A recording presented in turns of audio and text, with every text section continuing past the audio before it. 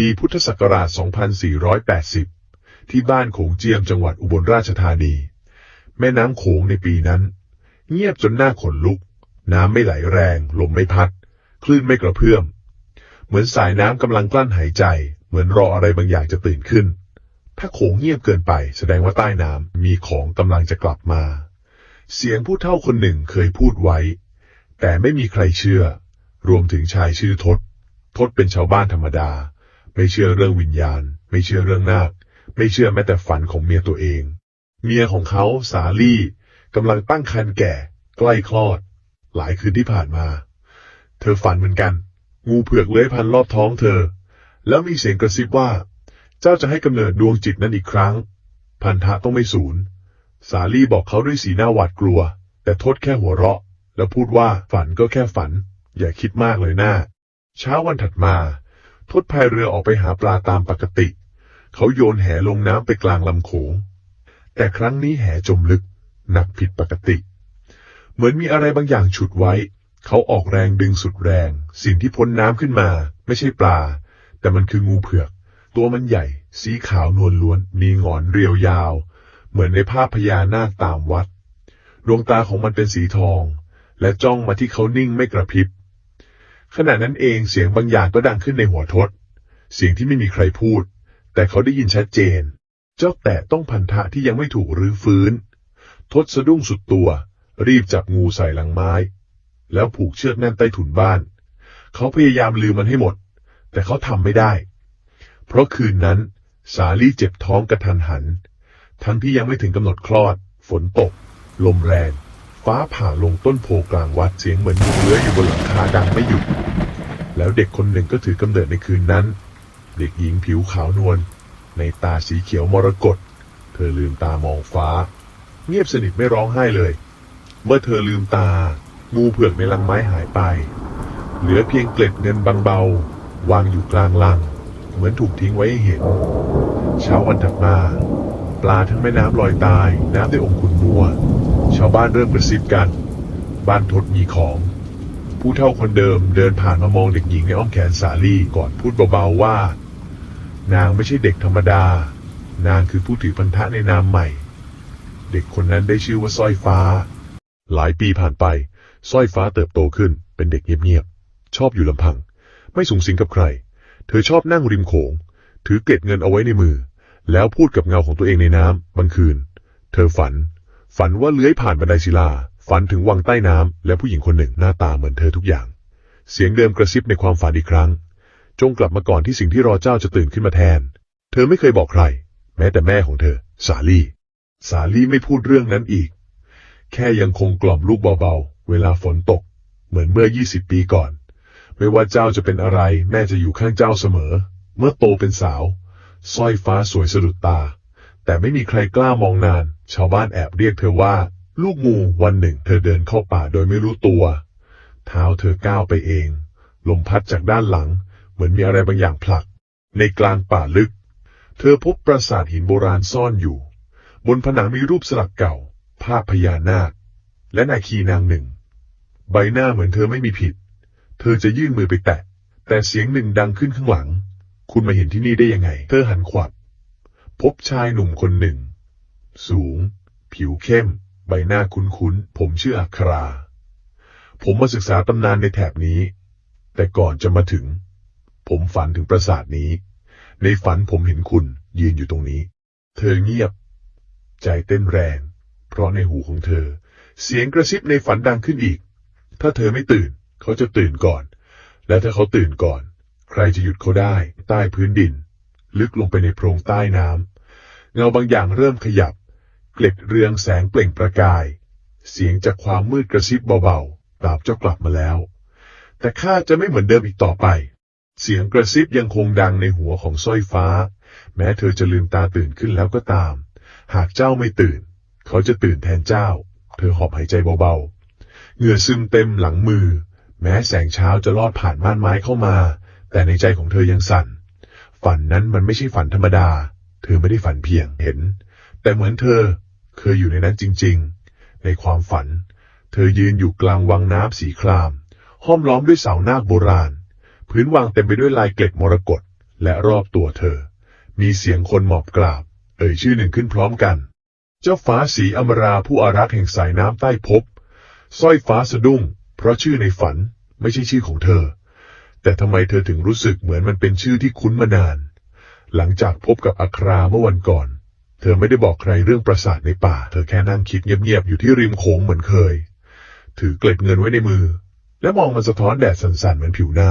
ำเธออยากลืมทุกอย่างแต่ลึกลงไปเธอรู้ว่า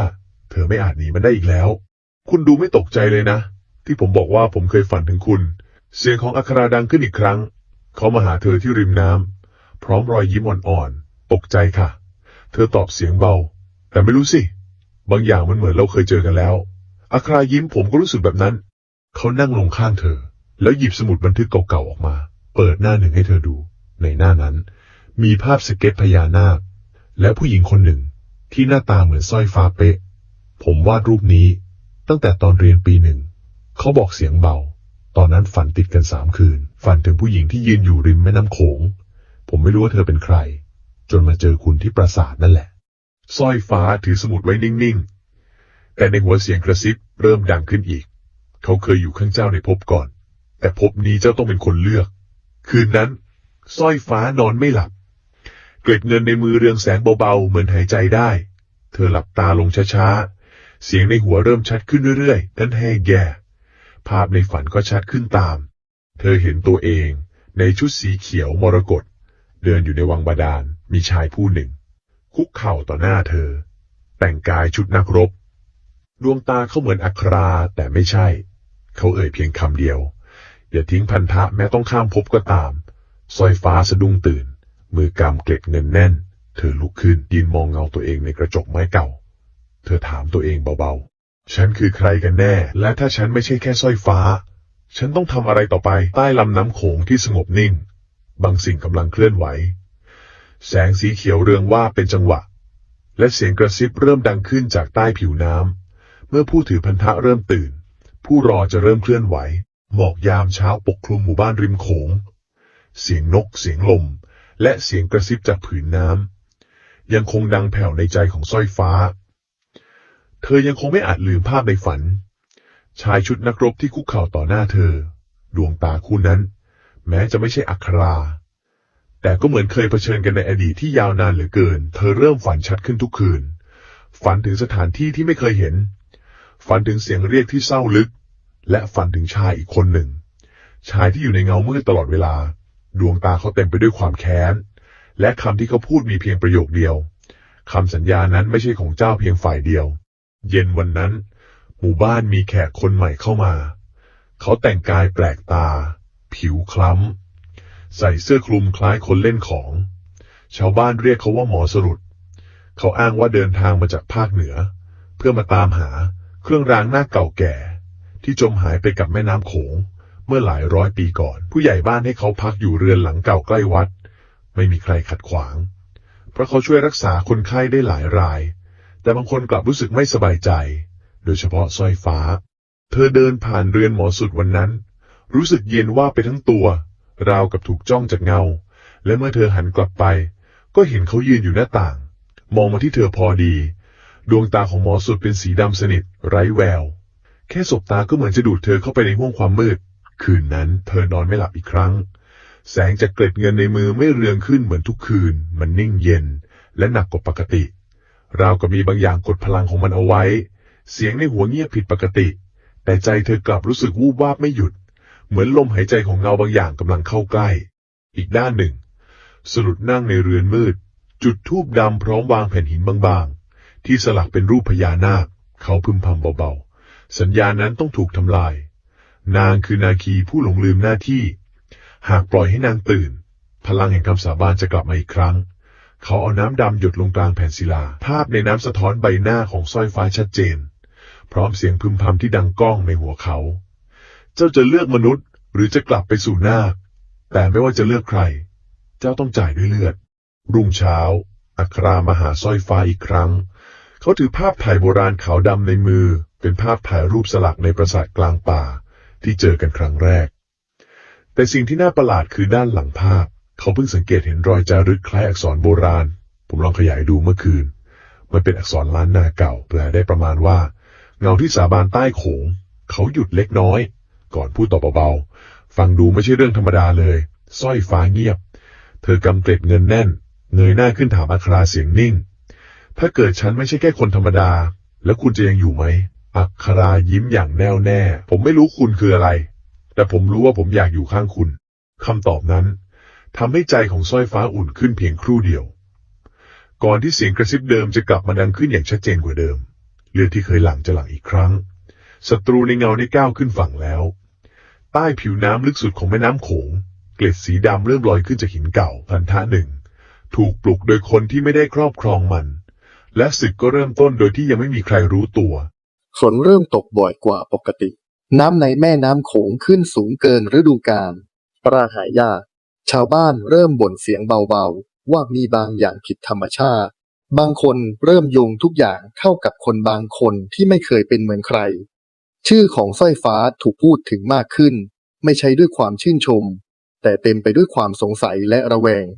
ตั้งแต่นางโตขึ้นของในหมู่บ้านก็ผิดไปหมดนางมีตาสีเขียวไม่เหมือนคนอื่นคำพูดพวกนั้นดังอยู่ในลานวัดระหว่างชาวบ้านหลายคนกำลังประชุมกันเงียบๆโดยมีหมอสรุตเป็นคนจุดประเด็นบางครั้งสิ่งที่ดูเหมือนคน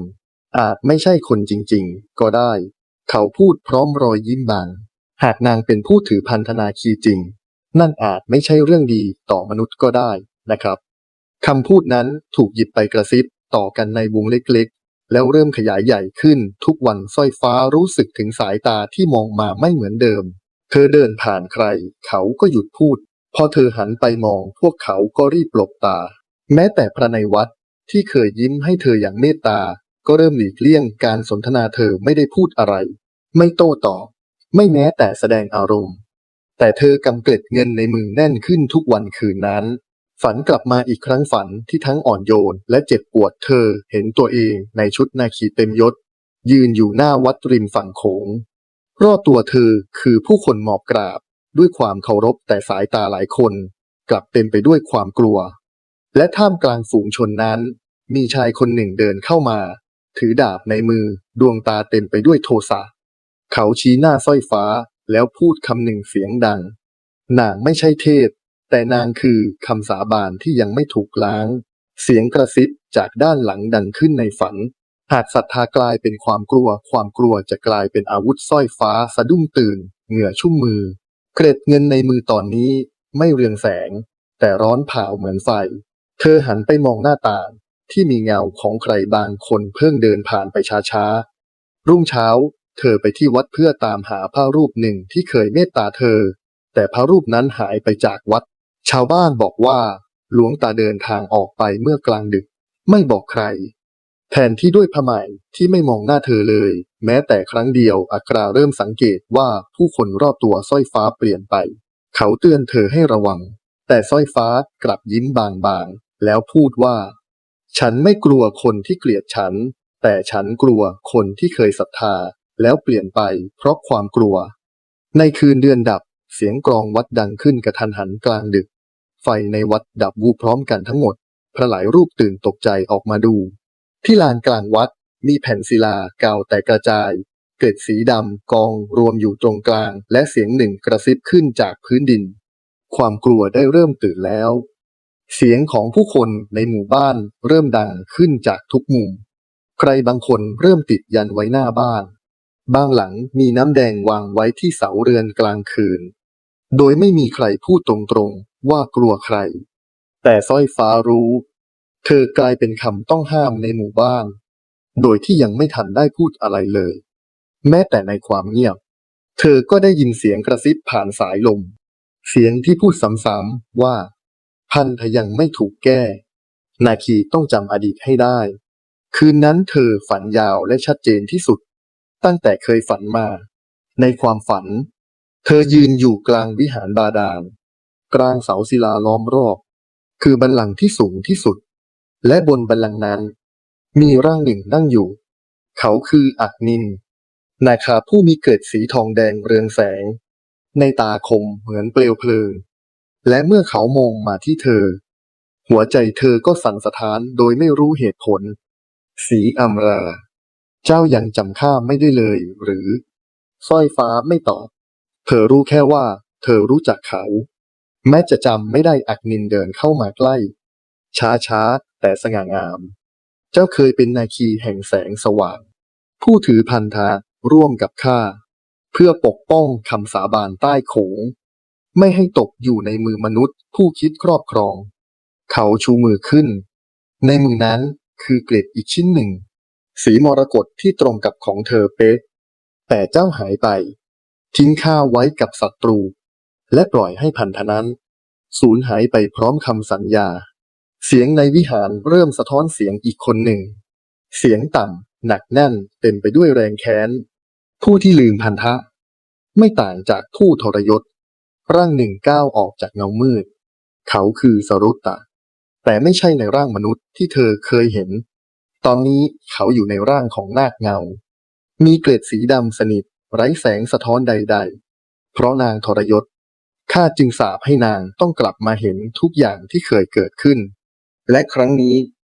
ข้าจะทำลายพันธะให้สิ้นไปจากโลกเขาชี้มาที่สร้อยฟ้าและสายตาเขานั้นเต็มไปด้วยความเจ็บปวดปนแค้นลึกสร้อยฟ้าสะดุ้งตื่นมือเธอกำเกล็ดเงินแน่นจนเลือดซึมในหัวเธอทุกอย่างยังคงชัดเจนคำว่าสีอำรายังดังก้องอยู่ในหัวชื่อที่เธอไม่เคยได้ยินแต่กลับรู้สึกว่ามันเป็นชื่อของเธอจริงๆวันถัดมาเธอไปหาหลวงปู่รูปหนึ่งในหมู่บ้านที่เคยเงียบมาตลอดวันนี้ท่านรอเธออยู่ใต้ต้นโพหลังวัดราวกับรู้ว่าเธอจะมาเจ้าตื่นแล้วแต่ความจริงนั้นเจ้ายังรับได้ไม่หมดสร้อยฟ้านั่งลงเงียบๆก่อนจะเอ่ยถามเสียงแผ่วอดีตของข้าเคยทำให้ใครเจ็บใช่ไหมเจ้าคะหลวงปู่พยักหน้าเบาๆแม้จะเกิดจากการปกป้องแต่บางครั้งการเลือกเงียบก็กลายเป็นบาดแผลของคนที่เฝ้ารอเย็นวันเดียวกันอักรามายืนรอเธอที่หน้าบ้านเขายื่นสมุดเล่มหนึ่งให้เธอสมุดเก่าของเขาที่เขาเพิ่งค้นเจอเมื่อเช้าผมเคยวาดรูปผู้หญิงในฝันไว้ในเล่มนี้แต่มีหน้าหนึ่งที่ผมไม่เคยเห็นมาก่อนมันวาดขึ้นมาเองเมื่อคืนสร้อยฟ้าเปิดไปดูในหน้านั้นมีภาพของเธอในชุดนาคีเต็มยศยืนอยู่ข้างชายสองคนคนหนึ่งคืออักราอีกคนคือสรุตตะเธอหลับตาลงช้าๆเพราะในตอนนี้อดีตที่เธอหลีกเลี่ยงมาโดยตลอดกำลังตื่นขึ้นอย่างสมบูรณ์ใต้แม่น้ำโขงลึกสุดเกล็ดมรกตกับเกล็ดดำกำลังเรืองแสงพร้อมกันแสงทั้งสองสายไม่เคยอยู่พร้อมกันได้มาก่อนและศึกของพันธะจะเริ่มต้นอีกครั้งในภพที่ไม่มีใครจำสัญญาได้หลังคืนที่ความฝันพาเธอกลับไปเห็นวิหารเห็นอักนินและได้ยินเสียงของสรุตะสร้อยฟ้าก็แทบไม่ได้นอนอีกเลยเธอใช้เวลาส่วนใหญ่เงียบอยู่ที่ริมโขงถือเกล็ดเงินในมือแต่มองไม่เห็นเงาสะท้อนของตัวเองในน้ำหัวใจของเธอสั่นไหวระหว่างสิ่งที่เธอรู้สึกกับสิ่งที่เธอไม่อาจปฏิเสธได้อักรายังอยู่ข้างเธอเสมอเขาไม่ถามไม่คาดคั้นแค่เฝ้ามองเธอเงียบๆในแบบที่ทำให้เธออุ่นใจทุกครั้งแต่ยิ่งเขาเงียบเธอกลับยิ่งรู้สึกผิดเพราะลึกในใจเธอรู้ว่าตนเองไม่ได้เป็นเพียงหญิงสาวธรรมดาคนหนึ่งเธอเริ่มเห็นอดีตไม่ใช่แค่ในฝันแต่ระหว่างที่ตื่นเธอเห็นภาพซ้อนเห็นมือของตัวเองวางทับมือลูกหน้าเห็นแววตาของอักนินในทุกครั้งที่สบตาอักราแม้เขาจะเป็นคนละคนแต่เธอก็เริ่มแยกไม่ออกว่าหัวใจของเธอกำลังรักใครค่ำวันหนึ่งอักรามอบกล่องไม้เล็กๆให้เธอเขาพูดเพียงว่าผมเก็บสิ่งนี้ไว้ตั้งแต่ยังไม่รู้ว่าคุณคือใครแต่ตอนนี้ผมอยากให้คุณเป็นคนเปิดมันภายในกล่องมีเครื่องรางเล็กๆรูปพญานาคแต่มันแตกครึ่งเหมือนรออีกครึ่งหนึ่งมารวมกันให้สมบูรณ์สร้อยฟ้าถือมันไว้เงียบๆแล้วเบาๆถ้าเราเกิดต่างกันแล้วเราจะรักกันได้ไหม อักรามองหน้าเธอนานมากก่อนจะตอบคนกับนาคอาจอยู่ต่างโลกแต่หัวใจไม่เคยมีพรมแดนถ้าคุณเจ็บผมเจ็บด้วยถ้าคุณต้องเลือกระหว่างผมกับใครสักคนผมจะไม่ยื้อคุณไว้แต่ผมจะรอที่เดิมในภพนี้และภพหน้าคำพูดนั้นทำให้หัวใจเธอเร้าลึกเพราะมันอ่อนโยนเกินไปจนเธอไม่แน่ใจว่าตนเองสมควรได้รับหรือเปล่าคืนนั้นเธอกลับบ้านช้าแต่ยังไม่ทันเข้าประตูสรุตะยืนรออยู่ตรงเงาไม้หลังเรือนเขาไม่ได้พูดอะไรเพียงแค่เอ่ยด้วยน้ำเสียงราบเรียบข้าคือคำสาบานที่เจ้าทิ้งไว้และข้าจะทวงมันคืนไม่ว่าจะด้วยความรักหรือความแค้นจากนั้นเงาของเขาก็หายไปเหลือเพียงความหนาวเย็นที่เกาะติดแผ่นหลังสร้อยฟ้ากำเครื่องรางครึ่งซีกแน่นหลับตาลงและพูดกับตัวเองเบาๆหากความรักคือการเลือกฉันต้องกล้าเผชิญกับผลของมันให้ได้ใต้แม่น้ำโขงบัลลังก์ว่างเปล่าเริ่มส่งเสียงแตกทีละน้อยเมื่อพันธะที่เคยหลอมรวมด้วยความรักกำลังถูกท้าทายด้วยแรงของความแค้นเช้าวันหนึ่งหลังฝนตกหนักแม่น้ำโขงขึ้นสูงจนน่าประหลาดสายน้ำไหลแรงโดยไม่มีลมเหมือนมีบางอย่างเคลื่อนตัวอยู่ใต้ผืนน้ำสร้อยฟ้ายืนมองลำน้ำอยู่นานหัวใจเธอรู้สึกแปลกราวกับกำลังจะมีบางอย่างเกิดขึ้นบางอย่างที่ใกล้ตัวกว่าทุกครั้งที่ผ่านมาตอนบ่ายชายแปลกหน้าคนหนึ่งมาถึงหมู่บ้านรูปร่างสูงผิวขาวซีดเล็กน้อยใบหน้าคมดูลึกล้ำในตาเขาเป็นสีทองสว่างจนชาวบ้านหลายคนแอบมองอย่างไม่กล้าเข้าใกล้เขาแนะนำตัวว่าชื่อชลันทรเดินทางมาจากกรุงเทพเพื่อศึกษาเรื่องพญานาคและพันธะเก่าแก่ในพื้นที่ริมโขงแต่มีเพียงสร้อยฟ้าเท่านั้นที่รู้ทันทีว่าเขาไม่ใช่คนธรรมดาเพราะเมื่อเธอสบตากับเขาภาพในฝันก็ผุดขึ้นทันทีวิหารบาดาลบัลลังก์นาคีและอักนินชลันทรยิ้มบางๆก่อนพูดเสียงเรียบแต่แน่นข้ารู้ว่าหัวใจเจ้ายังสับสนแต่ข้าไม่เคยหายไปเจ้าทิ้งข้าไว้ในอดีตแต่ข้าเฝ้ารอเจ้ากลับมาในทุกภพชาติข้าคือผู้ถือพันธะร่วมกับเจ้าข้าคืออักนินสร้อยฟ้านิ่งอึ้งไม่รู้ว่าควรเชื่อสิ่งใดเธอไม่ปฏิเสธแต่ก็ยังไม่อาจรับได้เต็มหัวใจคำพูดของอักราที่เคยบอกว่าผมไม่รู้คุณคืออะไรแต่ผมอยากอยู่ข้างคุณยังวนเวียนในใจเธอไม่หายชลันทรกลับมาอีกครั้งในคืนนั้นในฝันเขายื่นมือมาหาเธอพูดเพียงคำเดียวเจ้าคือของข้าแต่ทันใดนั้นฝันกลับเปลี่ยนร่างของสรุตในคราบนาคเงาปรากฏขึ้นในเงามืดเขากระชากแขนเธอเสียงเขาเย็นเยียบเจ้าจะเลือกใคร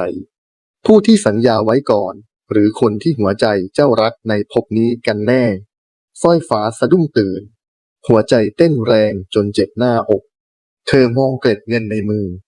ก่อนกระซิบกับตัวเองเบาๆถ้าฉันต้องเลือกจริงๆหัวใจฉันจะพาไปทางไหนกันแน่เช้าวันถัดมาอักราเงียบไปทั้งวันไม่มาหาไม่ส่งข่าวราวกับเขาก็รู้ว่ามีบางอย่างกำลังเปลี่ยนแปลงและในเงาเงียบเหล่านั้นสรุตะเฝ้าดูทุกอย่างอยู่ห่างๆเงาดำของเขาปรากฏในน้ำในเงาใบไม้และในความกลัวของคนทั้งหมู่บ้านเขากระซิบกับตัวเองสุดท้ายแล้วพันธะใดจะชนะพันธะที่มาจากคำสาบานหรือพันธะที่เกิดจากหัวใจใต้แม่น้ำแสงสีทองของเกล็ดอักนินเริ่มส่องขึ้นแต่แสงนั้นสั่นไหวเหมือนยังรอคำตอบจากหญิงสาวคนหนึ่งผู้ที่หัวใจยังแบ่งครึ่งระหว่างอดีตกับปัจจุบันคืนพระจันทร์เต็มดวงหมู่บ้านเงียบผิดปกติแม้แต่เสียงจิ้งหรีดก็ขาดช่วงเหมือนทุกสรรพสิ่งรอบตัวกำลังเฝ้ารอฟังคำตอบบางอย่างสร้อยฟ้านั่งอยู่ริมโขงในมือของเธอมีเครื่องรางเครื่องหนึ่งจากอักรา และอีกครึ่งหนึ่งจากอดีตของเธอเอง เกล็ดเงินในฝ่ามือสั่นไหวเรื่องแสงเบาๆเหมือนหายใจและตรงขอบตาน้ำร่างของชลันทรหรืออักนินในร่างมนุษย์ยืนอยู่ในเงาสะท้อนของจันทร์เขาไม่ได้พูดอะไรแค่ยื่นมือออกมาสายตาของเขาอ่อนโยนแต่มั่นคงข้าคือพันธะที่เจ้าเคยให้ไว้เราคือหนึ่งเดียวที่ไม่ควรถูกแยกและเธอก็รู้ว่าสิ่งที่เขาพูดนั้นไม่ผิดในอดีตเธอคือศรีอำรานาคีผู้สาบานจะเคียงข้างเขาเพื่อปกป้องขอบเขตระหว่างโลกมนุษย์กับบาดาลแต่ในภพนี้เธอคือสร้อยฟ้าหญิงสาวที่หัวใจเต้นแรงทุกครั้งเมื่ออยู่ใกล้อากราผู้ชายธรรมดาที่ไม่เคยเรียกร้องอะไรจากเธอเลยเสียงหนึ่งดังขึ้นในหัวของเธอเสียงของอากราไม่ใช่จากความฝันแต่เป็นคำพูดครั้งสุดท้ายที่เขาพูดกับเธอไม่ว่าคุณจะเป็นใครผมก็ยังอยากอยู่ข้างคุณน้ำตาของเธอไหลออกมาเงียบๆไม่ใช่เพราะเสียใจแต่เพราะหัวใจของเธอแตกออกเป็นสองเสี้ยวมือหนึ่งถือพันธะอีกมือหนึ่งถือความรักเธอลุกขึ้นเดินลงไปในแม่น้ำช้าๆน้ำเย็นไหลผ่านปลายเท้าแต่ภายในกลับร้อนเผาเหมือนเปลวไฟอักนินมองเธอนิ่งๆจนเมื่อเธอหยุดยกเครื่องรางทั้งสองชิ้นขึ้นและพูดเบาๆกับแสงจันทร์ข้าไม่ปฏิเสธอดีตแต่ข้าจะไม่ยอมให้มันทำลายสิ่งที่ข้ารักในภพนี้เสียงในแม่น้ำกระเพื่อมแรงขึ้นเงาของสรุตะปรากฏเหนือผิวน้ำเขาไม่ได้ยินเพียงพูดช้าๆเจ้ากำลังหักคำสาบานด้วยใจที่ลืมไปว่าครั้งหนึ่งมันเคยสั่นเพราะข้าจะไม่ให้เจ้ารอดพ้นจากผลของมันและเงานั้นจมหายไปกับเสียงคำรามในแม่น้ำสร้อยฟ้ากลับขึ้นมาบนฝั่งใบหน้าของเธอสงบไม่ใช่เพราะแน่ใจแต่เพราะเธอได้เลือกแล้วพันธะเก่าอาจเป็นรากแต่รักในภพนี้คือผลและไม่ว่าเธอจะต้องจ่ายด้วยอะไรเธอก็ยินดีจะยอมถ้านั่นคือหนทางเดียวที่จะรักษาหัวใจของเธอไว้ได้ใต้เงาจันทร์ที่สาดลงแม่น้ำมีบางอย่างเริ่มส่องประกายแผ่นศิลาที่เคยถูกปิดผนึกเริ่มแตกทีละน้อยเพราะเมื่อรักท้าทายคำสาบานสิ่งที่รออยู่อาจไม่ใช่แค่ความแค้นแต่อาจเป็นศึกของสองโลกที่ต้องแลกด้วยหัวใจของใครคนหนึ่งเสียงฟ้าคำรามเหนือแม่น้ำโขงราวกับท้องฟ้าเองก็รับรู้ว่าคำสัญญาเก่ากำลังถูกเขย่าอย่างรุนแรงเงานาคดำเคลื่อนตัวใต้น้ำพัดเอาคลื่นกระแทกฝั่งจนสะพานไม้สั่นไหวชาวบ้านเริ่มหวาดกลัวเด็กเล็กร้องไห้คนแก่จุดธูปกราบกลางบ้านขอให้ทุกอย่างผ่านไปแต่ไม่มีใครรู้ว่าศึกที่แท้จริงไม่ได้อยู่บนบกแต่เกิดขึ้นใต้สายน้ำที่เคยสงบสร้อยฟ้ายืนอยู่ที่วัดเก่าเธอสวมผ้าผืนบางถือเกล็ดเงินที่เรืองแสงแรงที่สุดในรอบหลายวันอักรายืนข้างเธอมือเขาสั่นแต่ไม่ปล่อยมือเธออีกด้านหนึ่งชลันทรหรืออักนินในร่างมนุษย์ยืนอยู่ที่ขอบสะโบราณมองลึกลงไปในเงาเขาไม่ได้คิดแย่งแต่เขาจะไม่ยอมให้ใครทำร้ายสร้อยฟ้าแม้จะต้องร่วมมือกับคนที่เขาไม่ไว้ใจที่สุดก็ตามเมื่อฟ้าผ่าลงกลางน้ำร่างของสรุตะโผล่ขึ้นจากกลางลำโขงไม่ใช่ในร่างมนุษย์แต่ในร่างนาคเงาเต็มตัวเกล็ดสีดำสนิทแล้วตลอดลำตัวดวงตาสีเทาหม่นเปล่งแสงแห่งโทสะเขาคำรามเสียงกึกก้องทุกสายน้ำรอบตัวสั่นสะเทือนเขาไม่ได้มาฆ่าแต่เขามาทวงพันธะสัญญาหัวใจและคำโกหกที่ไม่มีใครจำชอลันทรลงไปในน้ำอักนินปรากฏร่างเต็มของตนเป็นครั้งแรกเกล็ดทองแดงสว่างเจิดจ้าเขาหันไปมองอักราแล้วพยักหน้าช้าๆวันนี้เราอาจไม่ใช่พวกเดียวกันแต่เราต้องปกป้องคนคนเดียวกันอักราพยักหน้ากลับแม้จะยังไม่ไว้ใจแต่เขารู้ว่าไม่มีเวลาให้ลังเลใต้แม่น้ำศึกระหว่างสองนาคเปิดฉากแสงดำกับแสงทองปะทะกันใต้คลื่นพลังที่ซ่อนไว้มาหลายร้อยปีระเบิดออกพร้อมกันบนฝั่งสร้อยฟ้าหลับตาภาวนากับเกล็ดเงินในมือ หากข้าคือผู้ถือพันธะข้าขอคืนมัน ในนามแห่งรักไม่ใช่คำสาบานอีกต่อไป แสงจากเกล็ดเงินพุ่งตรงลงแม่น้ำเป็นสายแสงบริสุทธิ์ที่ไม่มีใครหยุดได้ เมื่อแสงนั้นสัมผัสร่างของสรุตะเขากรีดร้องเกล็ดดำแตกเป็นเสียงเขาไม่หายไป แต่ร่างเขาถูกผลักกลับเข้าสู่น้ำลึกที่เขาเคยจากมาโดยไร้คำลาอักราดึงสร้อยฟ้าเข้ามากอดขณะที่ชลันทรยืนอยู่เงียบๆมองแสงจันทร์สะท้อนแม่น้ำศึกไม่ได้ชนะด้วยพลังแต่มันจบลงด้วยคำหนึ่งคำที่คนในอดีตไม่เคยได้พูดกันจริงๆคำว่าให้อภัยแม่น้ำโขงกลับมานิ่งเสียงจิ้งหรีดร้องอีกครั้งชาวบ้านค่อยๆลืมเรื่องทั้งหมดเหมือนไม่เคยเกิดอะไรขึ้นแต่ในใจของสร้อยฟ้าทุกอย่างเพิ่งจะเริ่มต้นและเธอรู้ดีว่ายังมีพันธะอีกเส้นหนึ่งที่ยังรอคำตอบในคืนสุดท้ายรุ่งเช้าหลังคืน10กลางแม่น้ำหมู่บ้านกลับมาเงียบท้องฟ้าเปิดแดดอ่อนแต่ไม่มีใครพูดถึงสิ่งที่เกิดขึ้นเมื่อคืนเลยแม้แต่คนเดียวทุกคนเหมือนลืมเหมือนมันไม่เคยมีอยู่จริงแต่สำหรับสร้อยฟ้าเธอจำได้ทุกวินาทีเสียงคำรามของสรุตะพลังของเกล็ดเงินสายตาของอักราและเงาของอักนินที่ยืนมองอยู่ห่างๆทั้งหมดนั้นยังอยู่ในหัวใจเธอวันนี้คือวันที่เธอจะตัดสินใจว่าจะรักษาอดีตไว้หรือจะปลดปล่อยมันเพื่ออนาคตหลวงปู่เรียกเธอไปพบใต้ต้นโพหลังวัดที่เดิมที่ท่านเคยพูดว่าเจ้าตื่นแล้วแต่ความจริงเจ้ารับได้ไม่หมดครั้งนี้ท่านมอบแผ่นคำสาบานเก่าที่จารึกไว้ด้วยลายมือของศรีอำราชื่อเดิมของเธอลายมือของเธอเองในอดีตภายในแผ่นนั้นไม่มีคำว่ารักมีเพียงคำว่ารับผิดชอบคำว่าหน้าที่และคำว่าต้องอยู่ด้วยกันตลอดไปเธอหลับตาน้ำตาไหลช้าๆไม่ใช่เพราะเศร้าแต่เพราะเธอเพิ่งเข้าใจว่าอดีตที่ผูกไว้แน่นเกินไปไม่ใช่เพราะรักแต่เพราะกลัวจะเสียมันไปเธอเดินไปที่ลานโขงใต้ต้นไทรเก่าอักนินปรากฏตัวในร่างมนุษย์เงียบสงบและมองเธอด้วยแววตาเก่าแก่ที่เต็มไปด้วยความผูกพันข้ารู้ว่าเจ้าจะมาข้าไม่โกรธเจ้าที่เลือกแต่ข้าขอสิ่งเดียวขอให้เจ้าปลดพันธะของข้าด้วยความเข้าใจไม่ใช่ความรู้สึกผิดสร้อยฟ้าวางแผ่นคำสาบานไว้บนพื้นดินหยิบเกล็ดเงินในมือขึ้นและกล่าวช้าๆข้าศรีอำราขอปลดปล่อยคำสัญญาที่ผูกไว้ด้วยความหวาดกลัวให้กลายเป็นแสงที่ไม่ต้องแบกรับอีกต่อไปเกล็ดเงินสว่างจ้าลอยขึ้นกลางอากาศก่อนแตกสลายเป็นละอองสีทองอ่อนลอยลงบนผืนน้ำโขงร่างของอักนินยิ้มก่อนค่อยๆละลายกลับสู่สายน้ำไม่ใช่ด้วยความแค้นแต่ด้วยใจที่เป็นอิสระอักรายืนรออยู่ที่ปลายสะพาน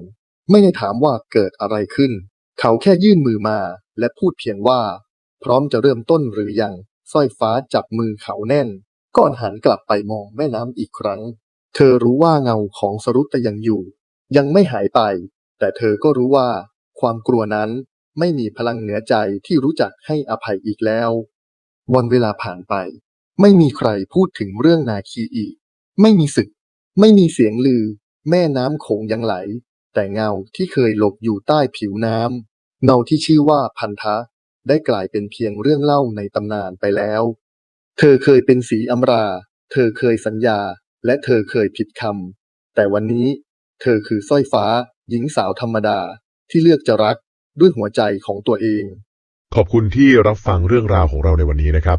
ฝากกดไลค์กดติดตามช่องเรื่องเล่าข้ามมิติเพื่อเดินทางไปยังเรื่องราวต่อไปด้วยกันนะครับแล้วพบกันใหม่ตอนหน้าครับ